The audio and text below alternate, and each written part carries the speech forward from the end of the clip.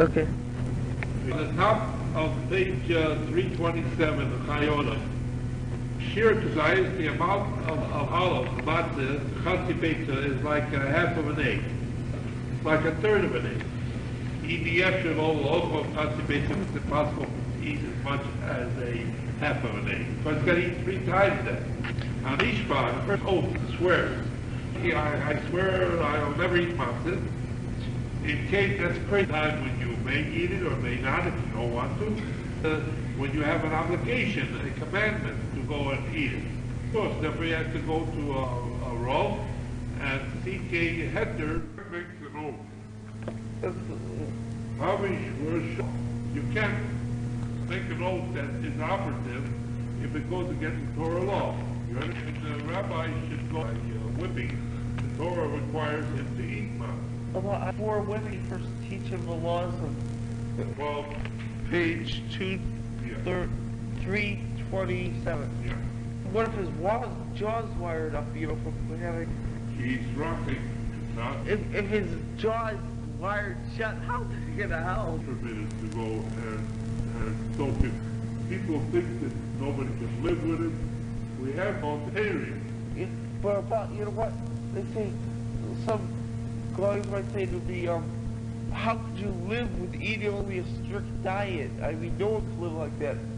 I said, how could you live by not eating? If you eat at all, a lot of all without this help of soaking al charcoal enough, but other people that can't eat it. Of the evidence, even if the matter is they doesn't feel their obligation, Mishirui, Yain or Sharmashkin, if they soaked it in wine or other kinds of liquids, because you don't taste the taste of matzah. So we're talking about people that unfortunately can't do it. The kosher cake, the roast cake, certainly if it's boiling, hot water or things like that. Afilu shoro rock with keli sheni, even if you soaked it in a second vessel. What's a keli sheni? If a pot is on the flame, that's a keli rishon, the first type of a keli. Say, for instance, we have the questions of halacha and Shabbos. You take the Shabbos keli rishon, and you pour it into a serving container. That makes the serving container a keli sheni. Why is it keli sheni? That tea is very hot. When it's poured in there, it's still hot. But the reason that it's called a keli sheni is because its sides are still cold. It's not heated from the flame. So the sides cool it off so it doesn't, in itself, when it was on the flame. And then the third thing. So he says here, Afilu shara rock the keli sheni. Even if you soak this matzah in a keli, in other words, the water was boiling hot from the original, and you poured it into the second vessel, it's still pretty hot. But it's not boiling. There are others say, the minority opinion, but others do say, that even a second keli sheni can go and cause boiling. And so therefore it's not permissible to be used. So why don't you just use some cold water? That's what we're talking about. But you're not supposed to use boiling water. Okay? The kosher case with Bisho, certainly if it's cooking, in Yossi Boklal, if you're boiling it, you're not at all fulfilling the command. It's ground up, or even you get right now. Ron, very good question. We'll finish the so that's ground up. Af shehi kemachim is like flour. All right, now let's go back to Paul says, see, that'll be on page 326. It's talking about the day before Pesach. Okay? It's right here. Right here, the Yud Gimel. Right? It's going to take us more time today. So that's the important. That we don't eat matzah the day before Pesach. We don't eat matzah. In order that we eat the matzah of mitzvah with appetite. I just got one question. During Rosh Chodesh, you're not, during the time of judgment, God says, did you obey, like Rosh, yeah. God take it lightly. and therefore you're not supposed to work if you were not going to lose a lot. But you're allowed to work to go to show to learn here, so it won't be a shaila. When you're sick, it's work to even move. So if God forbid you're very sick and you can't function, on the throne, if it's an accident, God's Torah will forgive us. There's no problem. And unfortunately, there are a lot of people that are very healthy indeed, and they they have the strength and they have the opportunity and everything, and unfortunately they don't take advantage of it and learn. But we're not talking about that. A person has the obligation, the absolute formative obligation to learn Torah every day. It's the very biggest mitzvah, and it is the key to the other mitzvah. Because if you don't know how to do something, how can you do a joke for a person to say, well, I'm going to do the mitzvah even though I don't learn? What do you mean? You don't learn, how can you do it? It's like you go and play a game. You can't play a game unless you know how to play the game according to the rules that the game is there. The same thing, unless you know what to do and how to do it. It is prohibited to eat matzah the day before Pesach. That will be Monday. Before that time, mutter medino. It is permissible to eat matzah. But there are those that are accustomed that eat matzah erev Pesach brochas. So a person got married to a young lady, Jewish wedding, and he started to make her a wife and live with her like a married person, even before they made the Shiva brachas, the 7 brachas. Now that's not permitted.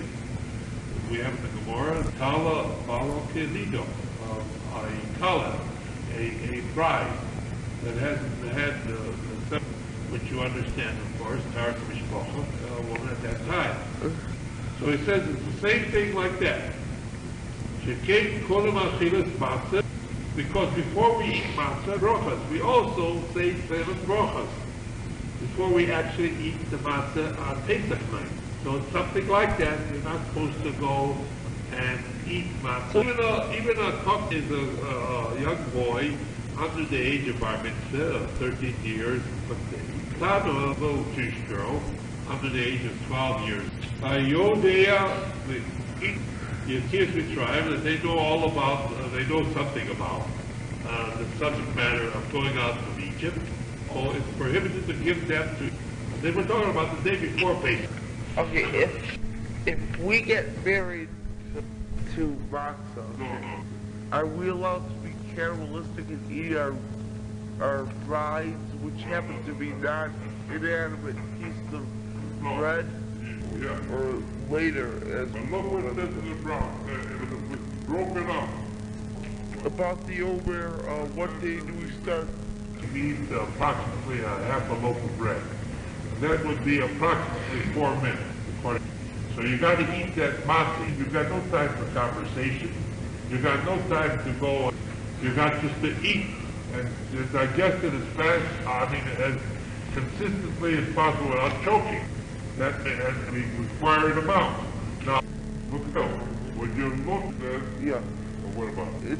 says, about... No, my shadow was, if it could taste like anything, could it taste like water so they would satisfy them?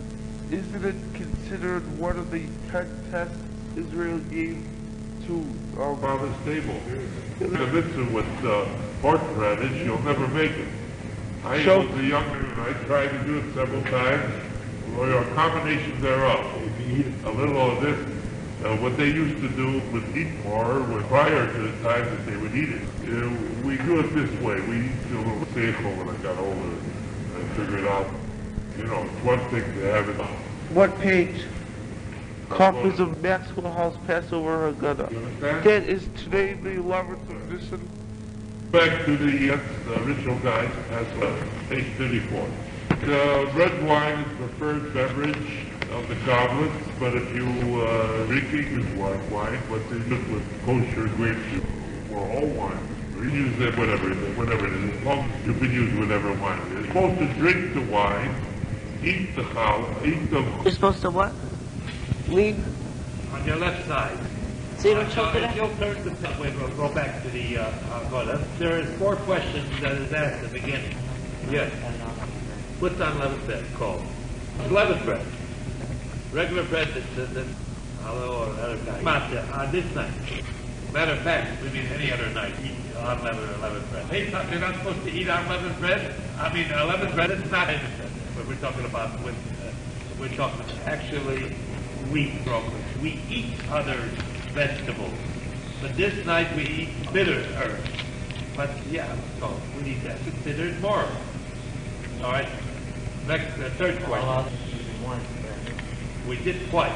When do we dip twice? Question. Anybody know the answer?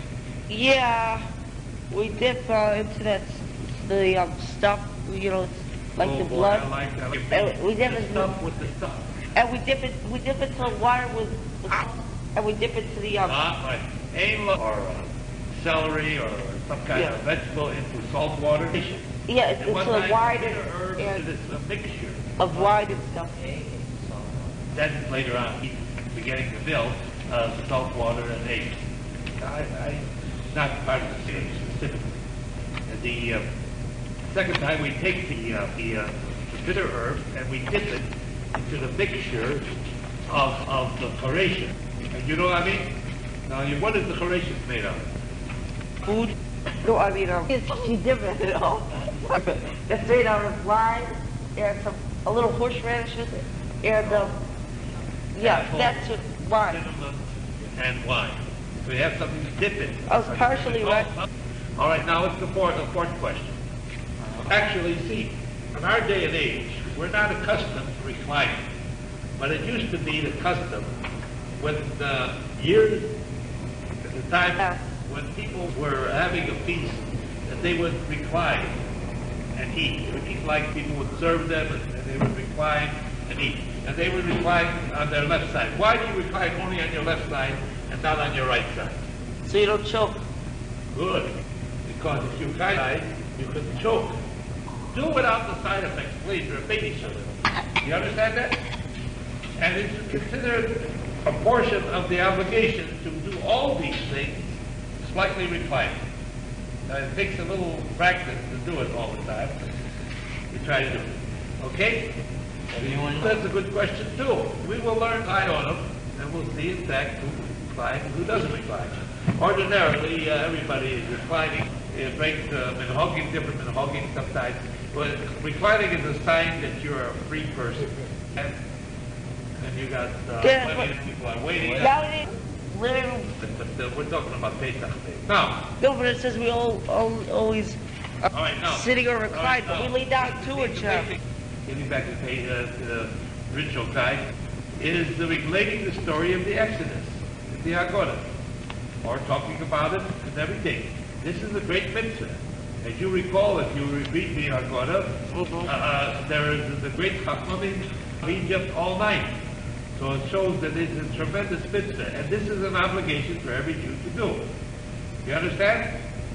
The truth is that we have to finish the meal prior to Chatzot, half of the night, before midnight. Before midnight, we have to finish it.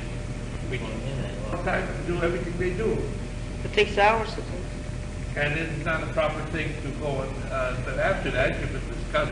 You recite the Hallel of God, which is always appropriate, and this is especially appropriate at this particular time. You understand? Now where Hallel is there? Oh, absolutely. And I'll go to everything is in there. All these things are found here. Hallel on page 38. Oh, incidentally, you open the door and say, you see that on page 38? Custom to have one person open the door, and we invite, we'll have a cup of wine, an extra cup of wine for Eliyahu. He doesn't give the directions. This is a very poor Haggadah one, without directions. Try to find another one. We've got more directions than this. Oh. It's impossible. I mean, he don't give you any directions at all. Well, We pray to God that God should wrath upon the wicked people who do not acknowledge His. Hallel is here. Hallel means to praise God. Hallel is a series of psalms. We say Hallel every Rish Chedesh. You know that. Don't you say Hallel? They have Hallel. And they get these up. Yeah, this one at least gives you a direction. Here you have certain things. This is the one issued by the Carmel one, an old Haggadah. They give certain directions. Oh, incidentally, you have to sell your chametz. Yeah. And on tape too. You write your name and all.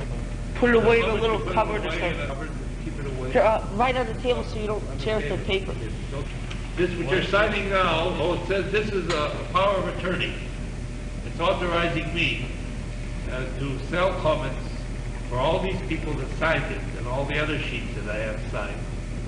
Sell chametz on their behalf to a non-Jew before Pesach, so that it will not be owned by them during Pesach. Print your name any way you wish, and your address. And if you have a card, you can always put that down. I'm just saying it for posterity here. You know, the day before Passover. This symbolizes in this transaction. I'm making a kinyan. That's a transaction where you using my garment. This is Makabel kinyan. You are now authorizing me to sell your chametz, and I will go with God's help before Passover in the morning, day before Passover, together with many other rabbis, and we will perform every type of transaction that we can think of that's mentioned in the Talmud to effectuate the sale to a non-Jew. In case for some reason one of our methods of transmitting title is not effective, we put in the contract of sale to the goy, even if one of them is good, we want it to be operative. In other words, we don't, and that depends on every person.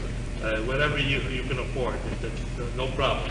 But the important thing is, we follow the various things. Here it is now.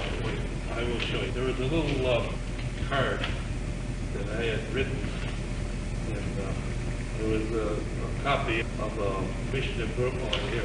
This, incidentally, is in the Yerushalmi, in the Gemara Shabbos, the Babylonian Talmud, I mean, the Halacha Aleph, talking about how big is the amount of the goblet that a person should drink from. The Yosei, the name of Rabbi Yodav, the son of Rabbi Boone, the name of Shmuel, says in 2 fingers, volume of 2 fingers by 2 fingers, and by a one finger and a half of a finger and a third of a finger. One, a half and a third. How much is a half and a third? That would be 5/6, wouldn't it? 1 5/6 of a finger, the volume of that amount. So Rabbi Feinstein, as we've learned before, stated that the amount would be about 3.3. Here, look at this thing. Here, there's another amount. Here, Al, we went over it. I'm repeating it again, so keep to your mind. I'm doing these things not because we didn't go over it once before. We did go over it. But while we're discussing it, I want it to be as fresh in your mind as possible. The idea is to do the will of God in the way that He wants it done. The best way to do it is to study what, in fact, you have to do and then try to do it. Simple as that. Now, the Passover laws, this is a printing, please wait. No, excuse me, I didn't mean to be, but I'm right in the middle of the space. I'm sorry. Has this got to do with this? Could you wait until I finish this and ask your question? This is a Xerox copy of the Jewish Press on Friday, March 31st, 1972, on page 12. Compilation of Passover laws by Rabbi Abraham Schoenberg. Now he's over with Schoen, he's passed away. He was a Goy, he was a great rabbi, and he would write a column in the Jewish Press for many years where he would discuss various shilas. Come on. So it was a great thought. So there they discuss on the first column. First, we read it from there. Start from the beginning. We read it before, but read it there from the Koil. Unaware that when he will transfer ownership to a non-Israel. In other words, Israel is several hours difference between us, about 8 hours difference between us and there.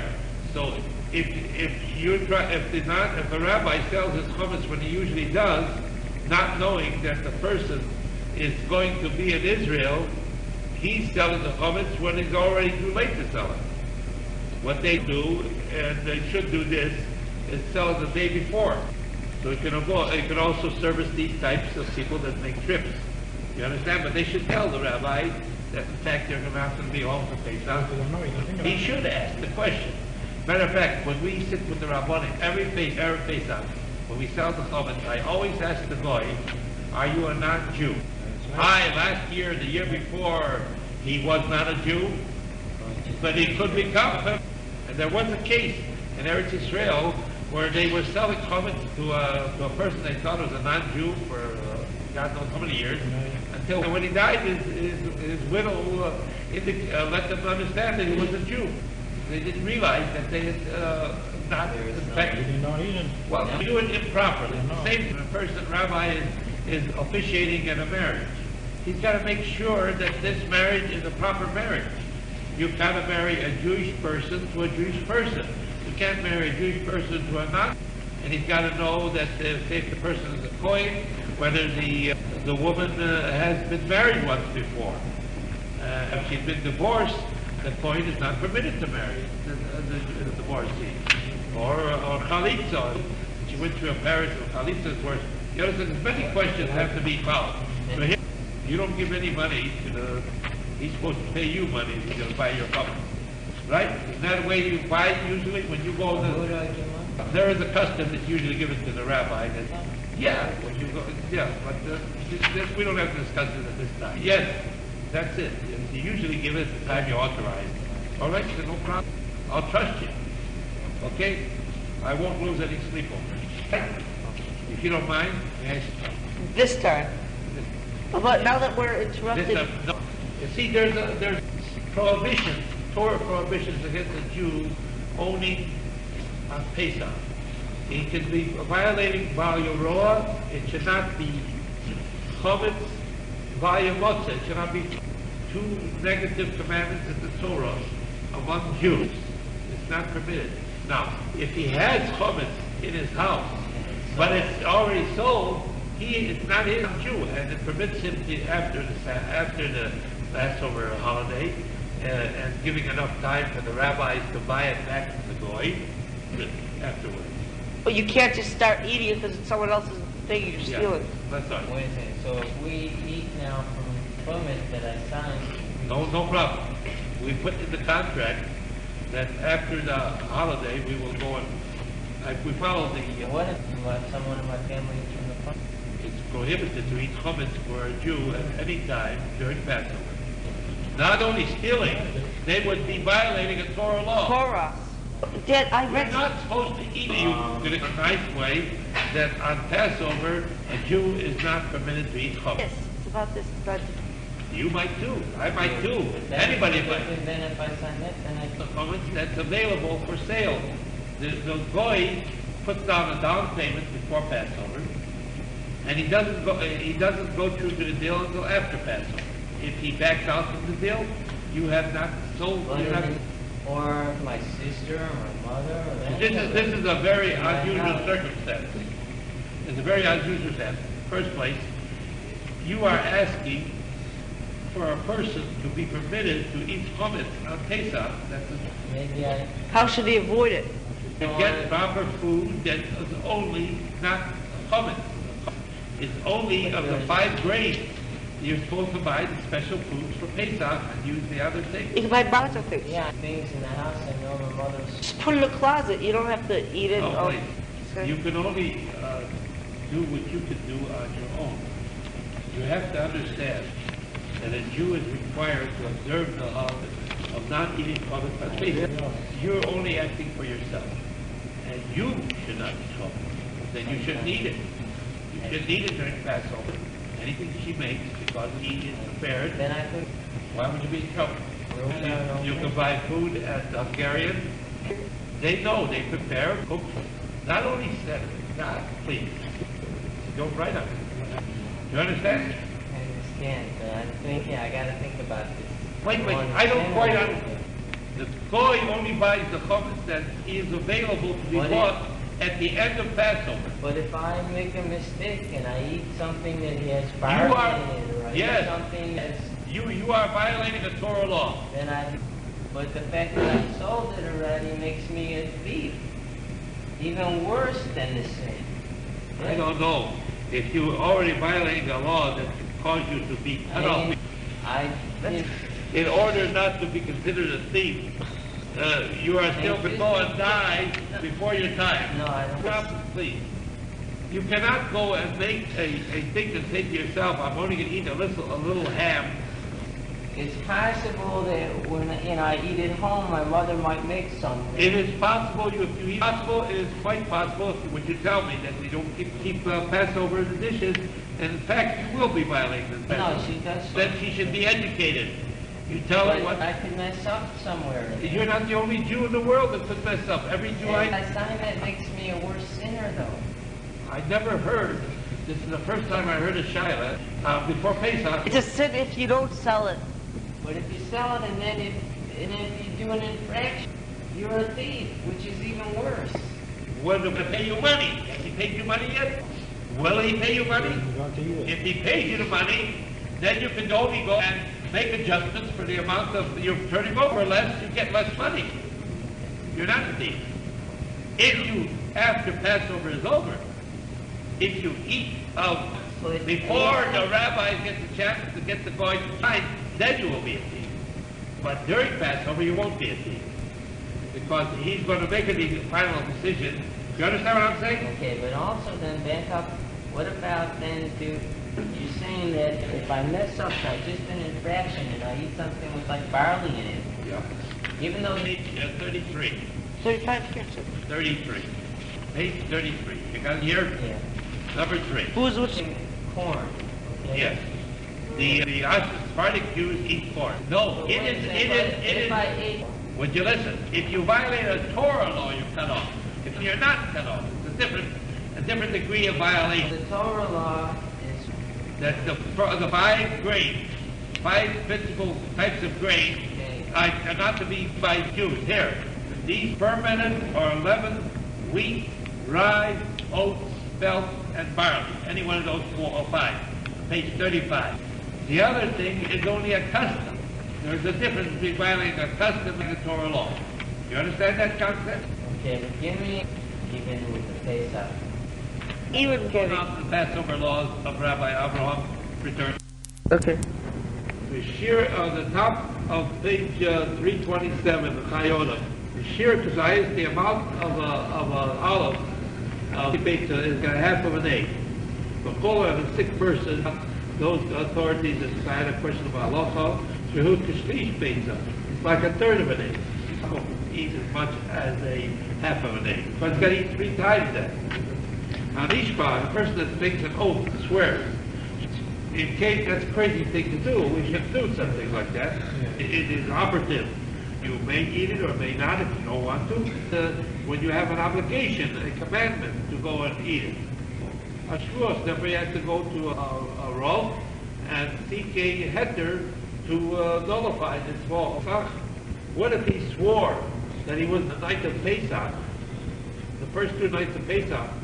Now, if a man makes an oath, he's not going to eat 2 nights of Pesach. It's not operative because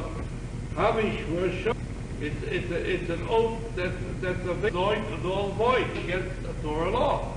You can't make an oath that is operative if it goes against the Torah law. You understand? And the rabbis should go and, if they find him guilty, they should go and punish him with stripes by whipping him to oko, and he has to eat because he. I gotta show. Yeah. Before whipping should they first teach him the laws of the oaths and? That's right. You learn to keep your big mouth shut. You remember we learned? No. You got to know what to say and what not. I will not eat. We learned the first one. I'll bake in 12 kufla. Page 327. Yeah. What if a person cannot chew about the stick? Jaws wired up, you know, from having. It's permissible to soak it in a little water. She's rocking so it should soften slightly. But sure it's not completely dissolved. The yain, ordinarily you should not soak it in wine, the taste of matzah. You soak it in a little water, at least you can taste the public, regardless of anything else. a person that cannot eat when it's soaked in the water, and then he is permitted to go and soak it into wine. Or sharmashkin, any other type of liquid. Because we're doing the best we can do it, we can't do it. People think that a lot of the Torah laws are very stringent, nobody can live with it.